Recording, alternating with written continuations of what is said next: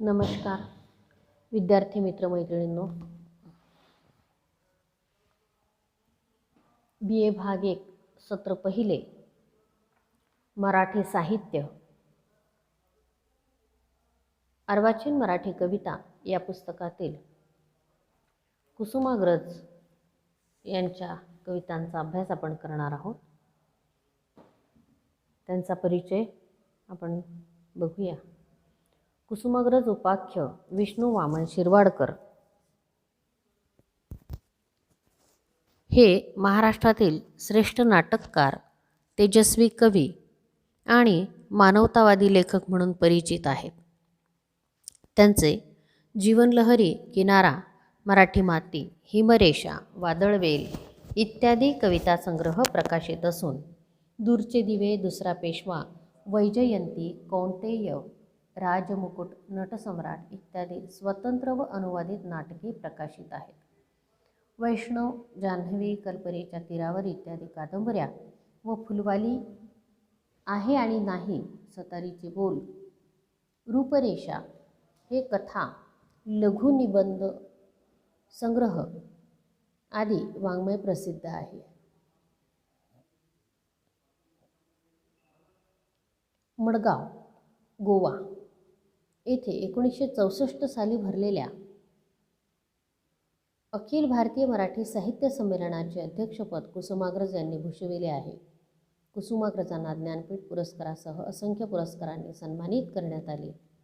ओजस्वी भाषा, प्रखर आवेश, राष्ट्रीय आकांक्षांशी समरसता, विषमतेची चीड, मानवतेचे प्रेम, उत्तुंग कल्पना या गुणांनी नटलेली त्यांची कविता ही प्रकाशपूजक मानली जाते.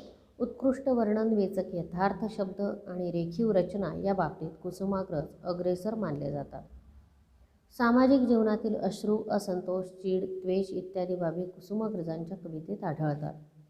या सर्वांचे फक्त चित्रण करून ते थांबत नाहीत, तर त्याविषयी प्रेरक असा संदेशही देतात.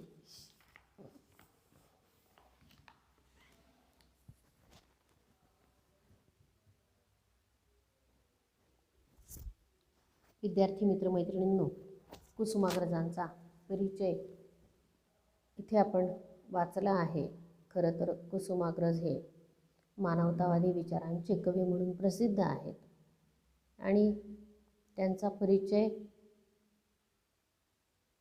इतका दीर्घ आहे, इतका समृद्ध आहे की एक पिरियड किंवा एक पुस्तकाचं एक पान त्यासाठी पुरेसं नाही.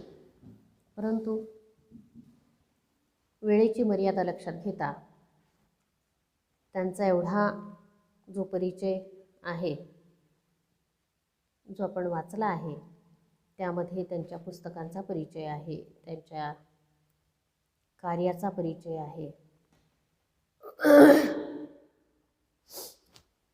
त्यांची अभ्यासक्रमाला जी कविता आहे ती कविता आपण वाचूया.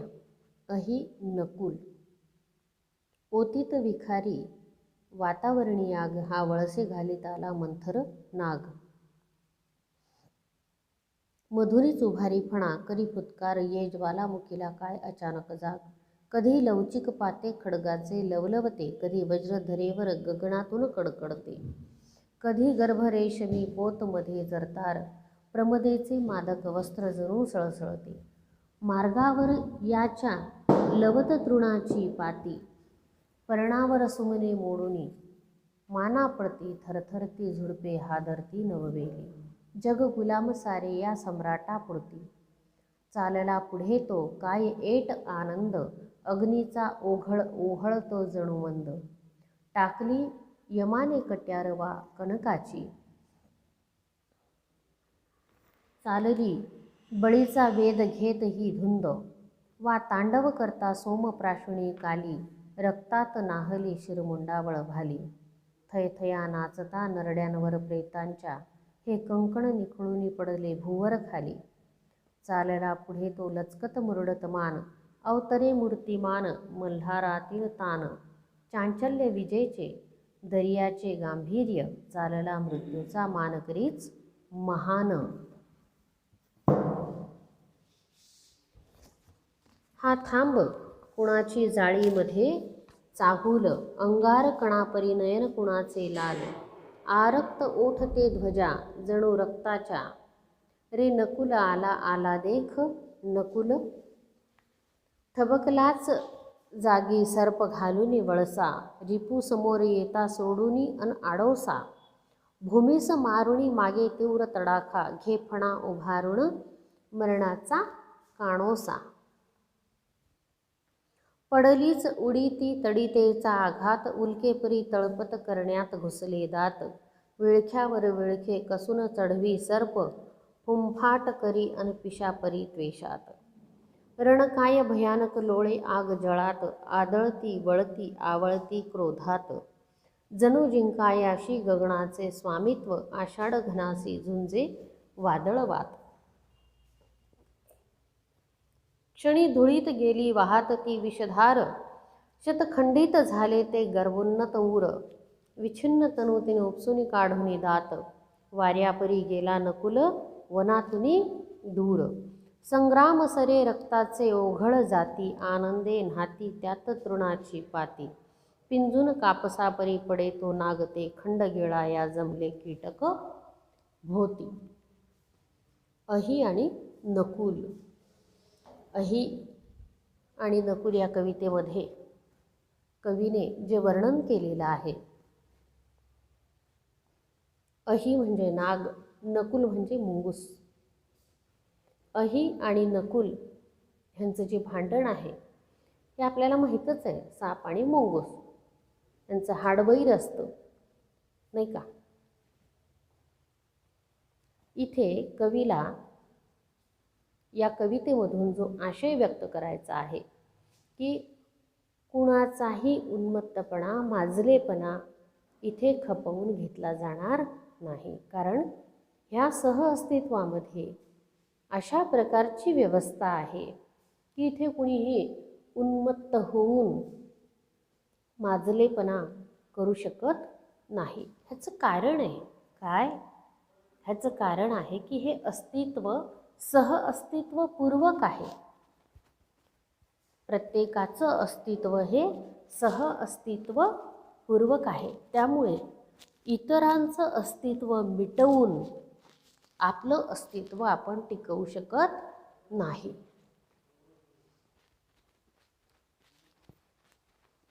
जो अही आहे आणि त्याचा जो दरारा आहे, त्याचा जो धाक आहे, त्याची जी दहशत आहे, ही अनाठायी आहे, हे इथे कवीला सांगायचं आहे. आणि मग त्यामुळे त्याची ही दहशत, त्याचा जो धाक, दरारा, ह्याची सगळी व्यवस्था इथे आपल्याला या कवितेमध्ये निसर्गतः कशा प्रकारे केल्या जाते ह्याचं उत्तम उदाहरण आपल्याला अही आणि नकुल या कवितेमध्ये दिसून येतं.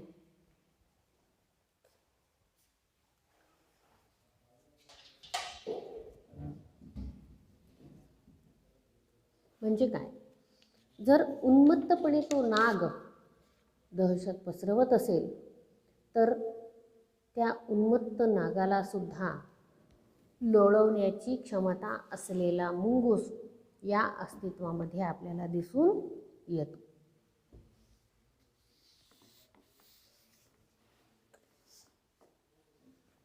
पुढची कविता आहे हिमलाट.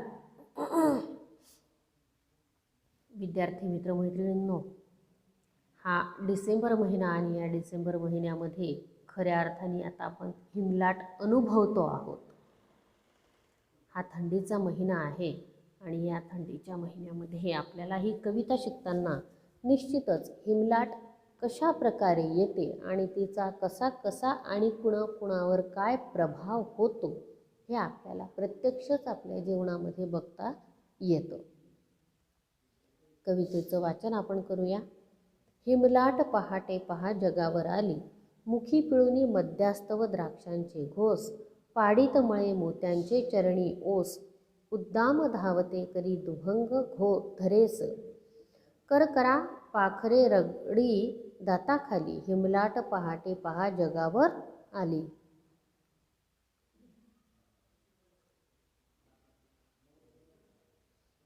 श्रीमंत महादी तिथे हिलान थारा, मखमली दुलया देती मधुर उबारा. डोकावून पळते कापत हीच थरारा, हो काय दरारा कनकाचा भयशाली. हिमलाट पहाटे पहा जगावर आली. पाहून परंतु कुठे कुडाची खोपी, कंगाल कांबळी टाकून गेले झोपी. शेकडो कवाडे वाट जावया सोपी, कडकडून पडते तेथे लाव भुकेली. हिमलाट पहाटे पहा जगावर आली. ज्योतीतून धावत या तेजकण सारे, या यज्ञातील अणसरणातील निखारे. रेढाळ नभा तव ते ज्वालामय तारे, पेटवू द्या मशाली, पेटवू द्या वणवा कणाकणात मशाली. हिमलाट पहाटे पहा जगावर आली. आता हिमलाट जी आहे, हिमलाट ही नोव्हेंबर डिसेंबरमध्ये खूप मोठ्या प्रमाणावर येत असते आणि पूर्ण भारतभरच येत असते. आणि त्या हिमलाटेचा जो प्रभाव होतो हा जनसामान्यांवर कशा प्रकारे होतो, नाही का, आणि श्रीमंतांवर कशा प्रकारे होतो, या दोन्ही बाजूनी इथे कवींनी त्याचा अभ्यास केलेला आपल्याला दिसून येतो. मुखी पिळून मध्यास्त व द्राक्षांचे घोस, पाडीत मळे त्या मोत्याचे चरणी ओस. उद्दाम धावते करीत दुभंग धरेस, करकरा पाखरे रगडी दाताखाली. हिमलाट पहाटे पहा जगावर आली. मग ही जी जिवघेणी थंडी असते, हिमलाट असते, या हिमलाटेने फक्त मानवच प्रभावित होतो असं नाही. मानवासह जे पशु पक्षी प्राणी आहेत हे सुद्धा प्रभावित होऊन जातात. त्यांचं सुद्धा आयुष्य प्रभावित होतं. आणि इथे तर कवीनी म्हटलेलं आहे की करकरा पाखरे रगडी दाताखाली. दाताखाली म्हणजे काय, जणू दाताखाली एखादं तुम्ही काही खाण्याचा पदार्थ रगडला तर त्याचं अस्तित्व नाहीसं होऊन जातं. त्याप्रमाणे तिथे थंडीमध्ये पाखरांचं अस्तित्व नाहीसं होऊन जातं. श्रीमंत महाली तिथे हिलान थारा, मखमली दुलया देती मधुर उबारा. डोकावून पळते कापत हीच थरारा. म्हणजे श्रीमंत लोक आहेत, म्हणजे भौतिकदृष्ट्या जे साधन संपन्न लोक आहेत, त्यांच्याकडे ह्या थंडीचा काहीही प्रभाव होत नाही. हो काय दरारा कनकाचा भयशाली. कनक म्हणजे सोने. म्हणजे कवी म्हणतो की काय दरारा आहे त्या सोन्याचा, की हिमलाट पहाटे पहा जगावर आली. म्हणजे ती हिमलाट आली आणि श्रीमंताचा बंदोबस्त बघून ती नाहीशी झाली किंवा पळून गेली. पाहून परंतु कुठे कुडाची खोपी, कंगाल कांबळी टाकून गेले झोपी. शेकडो कवाडे वाट जावया सोपी.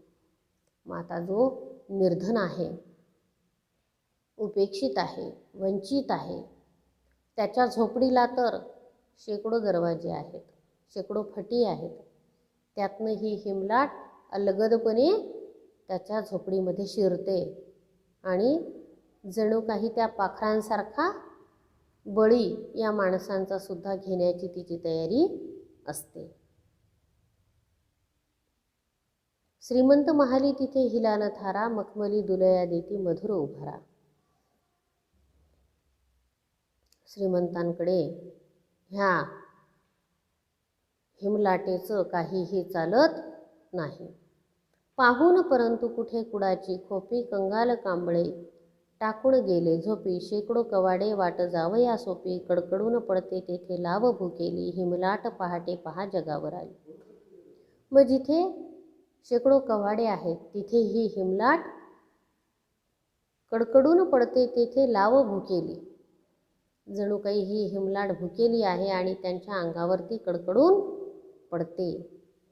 ज्योतीतून धावते या तेजकन सारे, या यज्ञातील अनसरणातील निखारे. रेढाळ नभातवते ज्वालामय तारे.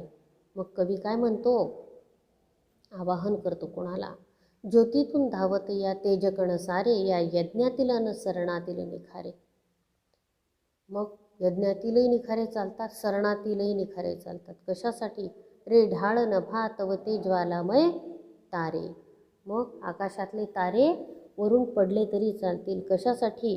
पेटवू द्या वणमाकणाकणात मशाली. कोणासाठी? हे सगळं गोरगरिबांसाठी, वंचितांसाठी, जे उपेक्षित आहेत त्यांच्यासाठी.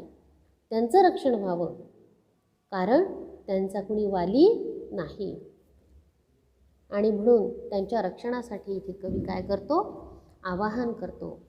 ज्योतीतील तेजकणांना आवाहन करतो, सरणातील निखारे यांना आवाहन करतो. म्हणजे काय?